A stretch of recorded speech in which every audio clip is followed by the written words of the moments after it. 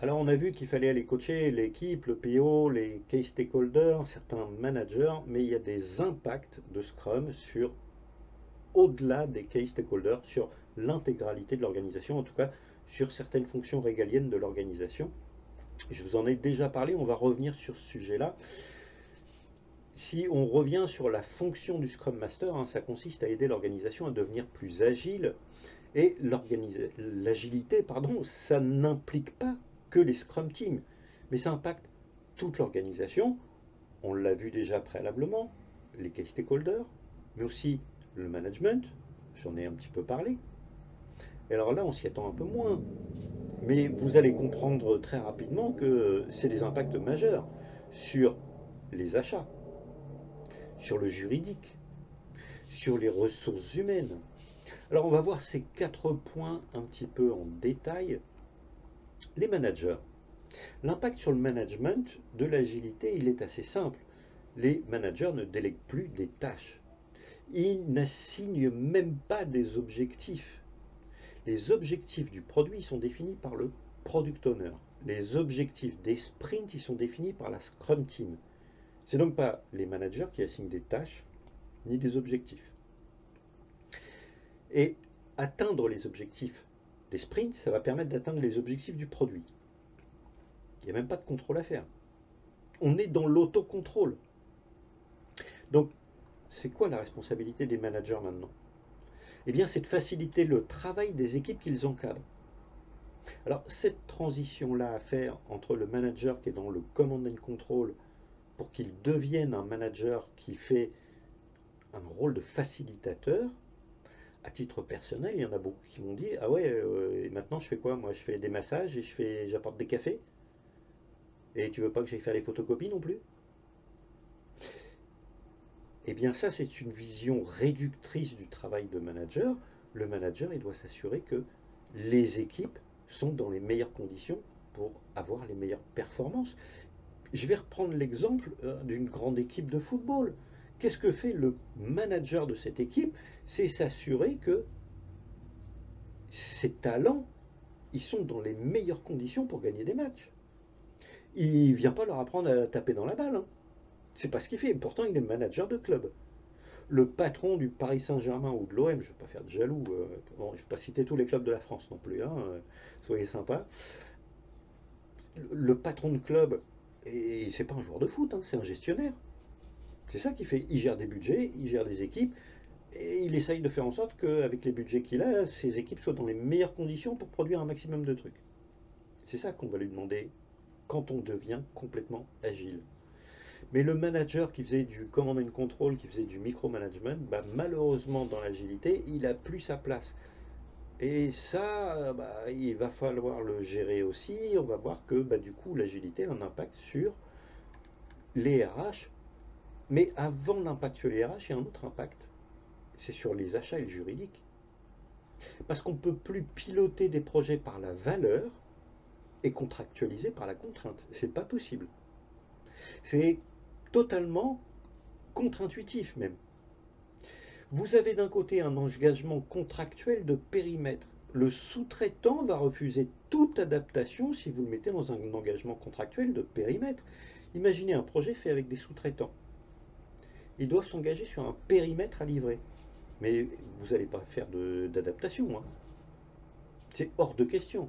Le sous-traitant, il va refuser systématiquement. Il vous dira non, c'est pas ce qui est prévu dans mon cahier des charges. Mais ça pose un autre problème, c'est que l'entreprise, elle s'impose elle-même des contraintes par le contrat qu'il a lié à son sous-traitant.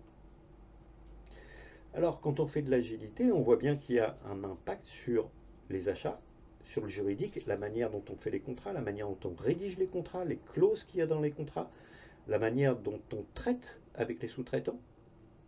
Tout ça, ça a des impacts. Alors, c'est pas sur une formation PSM1 qu'on voit en détail tous ces éléments-là, on voit ça un peu plus tard, euh, mais c'est des choses qu'il faut avoir à l'esprit. Ça peut être vraiment des gros points de blocage dans un projet, ça. Vous ne pouvez pas avoir d'engagement contractuel de volume. Imaginez vous engager un sous-traitant sur un volume. Ouais, vous ne pouvez plus arrêter les sprints à tout moment. Vous sortez le MVP, le MVP il est déceptif. La conclusion, c'est qu'il faut s'arrêter. Mais imaginez si vous avez un engagement contractuel avec un sous-traitant qui doit vous fournir 3 équipes pendant un an et demi, 2 ans. Et puis vous dites au bout de 3 mois, bah non, on arrête tout. Alors que vous avez un contrat avec lui. Vous ne pouvez plus avoir ce type d'engagement contractuel. Vous ne pouvez plus avoir ce type de négociation des contrats au niveau des achats avec le sous-traitant. Ça ne marche pas comme ça. Il va falloir trouver d'autres manières de faire.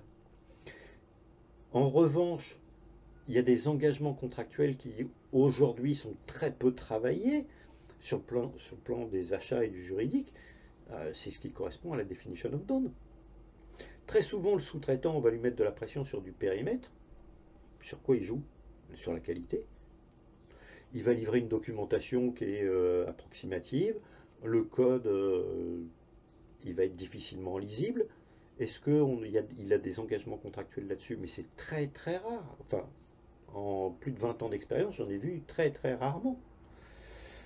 Alors que c'est là-dessus qu'il va falloir mettre l'accent quand on passe à l'agilité. Donc vous voyez, il y a des impacts sur les achats et le juridique qui sont importants. Et le Scrum Master doit aller sensibiliser ces gens-là. Pas provoquer lui-même le changement, pas leur dire comment est-ce qu'ils doivent contractualiser, c'est eux qui savent. Je rappelle, le Scrum Master, c'est pas un mentor, c'est pas lui qui amène les solutions, c'est un coach. Il aide les gens à prendre conscience que l'agilité, bah, ça change la manière dont on contractualise, ça change la manière dont on achète. Et ça, c'est le boulot du Scrum Master au service de l'organisation. Dernier point sur les ressources humaines. Scrum, ça repose sur l'intelligence collective des personnes qui l'utilisent. C'est un extrait du guide Scrum 2020. Et on va continuer à faire des entretiens individuels. Alors que c'est complètement inadapté au travail en équipe. On parle d'entretien individuel, alors qu'on cherche à faire de la cohésion d'équipe, à avoir du travail en équipe, des équipes autonomes, sans micromanagement. L'entretien individuel, c'est parfaitement adapté au management directif ou au micromanagement, c'est parfaitement adapté au command and control. C'est pas adapté pour l'agilité.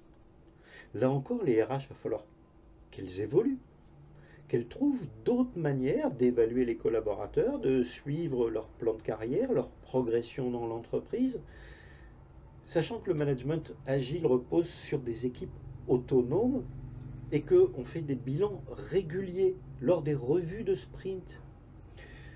Une revue de sprint, ça porte sur l'inspection du résultat de l'équipe. Ça, c'est faire ces bilans-là. C'est une approche beaucoup plus agile. Utiliser ces bilans réguliers qu'on fait lors des revues de sprint au niveau des RH, c'est une approche plus agile. Inviter des RH, enfin des membres des RH, à certaines revues de sprint pour voir l'évaluation des collaborateurs, le respect de leurs engagements. Est-ce que ça, ce ne serait pas des indicateurs qui seraient plus intéressants de suivre le respect des engagements tout au long de l'année, plutôt que de dire bah, une fois par an, tiens, on te donne des objectifs, c'est ton manager qui les décide. Puis bon, quand on est un petit peu plus agile, on dit bah, c'est pas le manager qui décide, c'est une décision en commun. Mais c'est pas agile ça. Ça, c'est du command and control. Donc, il y a des impacts sur les RH et il faut co-construire avec les ressources humaines des nouvelles manières. On a parlé du coaching. Vous comprenez là, avec des exemples concrets, comment on met en œuvre des techniques de coaching. Et c'est quoi le job du Scrum Master? C'est d'aller sensibiliser un certain nombre d'acteurs aux changements induits par Scrum.